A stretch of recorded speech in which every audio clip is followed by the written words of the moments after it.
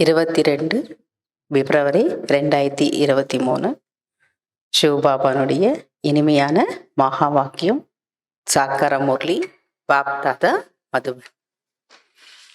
ஓம் சாந்தி. இன்றைய முரளிக்கான கேள்வி பதில்கள். முதல் கேள்வி, அதீந்திரிய சுகத்தில் இருந்து என்ன செய்ய வேண்டும்?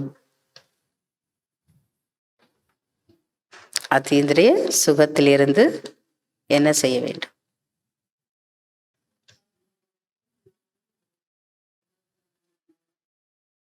அதீந்திர சுகத்திலிருந்து அனைவருக்கும் ஞானம் யோகம் என்ற ஃபர்ஸ்ட் கிளாஸ் முதல் தரமான டானிக்கை கொடுக்க வேண்டும்.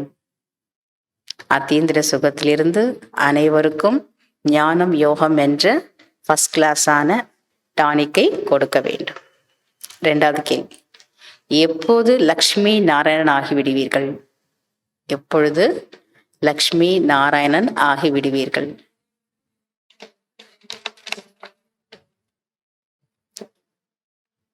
தன்னை ஆத்மா என புரிந்து தந்தையாகிய என்னை நினைவு செய்யுங்கள். மேலும் தெய்வீக குணத்தையும் தாரண செய்யுங்கள். அப்பொழுது லக்ஷ்மி நாராயணன் ஆகிவிடுவீர்கள்.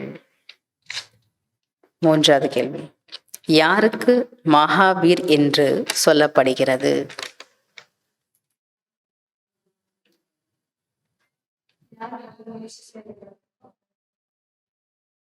அப்புறம் வேற யாருக்கு சொல்லலாம்? யார் நன்றாக முயற்சி செய்கிறார்களோ அவர்களுக்கு மகாவீர் என்று சொல்லப்படுகிறது. அடுத்தது, தன்னை ஆத்மா என புரிந்து சகோதர சகோதரிகளுக்கு ஞானம் கொடுக்க வேண்டும். மகாவீர் ஆகி இந்த கட்டளையை கடைபிடிக்க வேண்டும். 2 விஷயங்கள் பாபா சொன்னார். யார் நன்றாக முயற்சி செய்கிறார்களோ அவர்களுக்கு மகாவீர் என்று சொல்லப்படுகிறது. தன்னை ஆத்மா என புரிந்து சகோதர சகோதரருக்கு ஞானம் கொடுக்க வேண்டும். மகாவீராகி இந்த கட்டளையை கடைபிடிக்க வேண்டும். 4வது, யார் சகஜ முயற்சியாளர்கள்?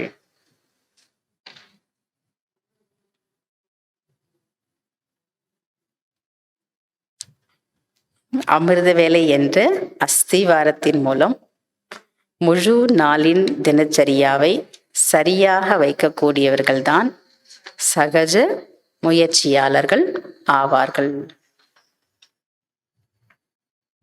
அமிர்த வேலையிலிருந்து அமிர்த வேலை என்ற அஸ்திவாரத்தின் மூலம் முழு நாளின் தினச்சரியாவை சரியாக வைக்கக்கூடியவர்கள்தான் சகஜ முயற்சியாளர்கள் ஆவார்கள்.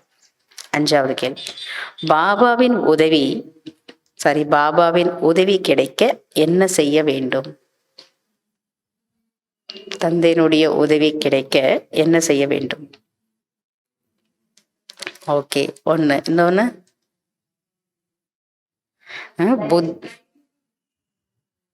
புத்தியை ஒருமுகப்படுத்த வேண்டும். 2வது, தைரியமான குழந்தைகளுக்கு பாபா உதவி செய்வார். பாபாவின் உதவி கிடைக்க என்ன செய்யணும்? புத்தியை ஒருமுகப்படுத்த வேண்டும். தைரியமான குழந்தைகளுக்கு பாபா உதவி செய்வார். fill in the blanks. First, மிகவும் அன்பான தந்தையிடமிருந்து டேஷ் கிடைக்கிறது. மிகவும் அன்பான தந்தையிடமிருந்து விஸ்வ ராஜ்யம், அதாவது உலகத்தினுடைய ராஜ்யம் கிடைக்கிறது. 2வது, ஆத்மா டேஷ் ஆகும். ஆத்மா அழிவற்ற மூர்த்தி ஆகும். 3வது, ஆத்மாவில் துரு ஏறியதால் நீங்கள் டேஷ் ஆகிவிட்டீர்கள்.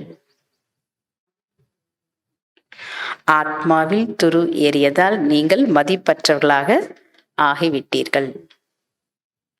4வது, நினைவு யாத்திரையின் மூலம் டேஷ் ஆகும். டேஷ் விடும். நினைவு யாத்திரையின் மூலம் டேஷ் விடும். நினைவு யாத்திரையின் மூலம் தூண் உறுதியாகிவிடும். பில்லர். நினைவு யாத்திரையின் மூலம் பில்லர் அல்லது தூண் உறுதியாகிவிடும். அஞ்சாவது, ஆன்மீக யாத்திரையில் இருந்தீர்கள் என்றால் டேஷ் ஏற்பட்டுவிடும்.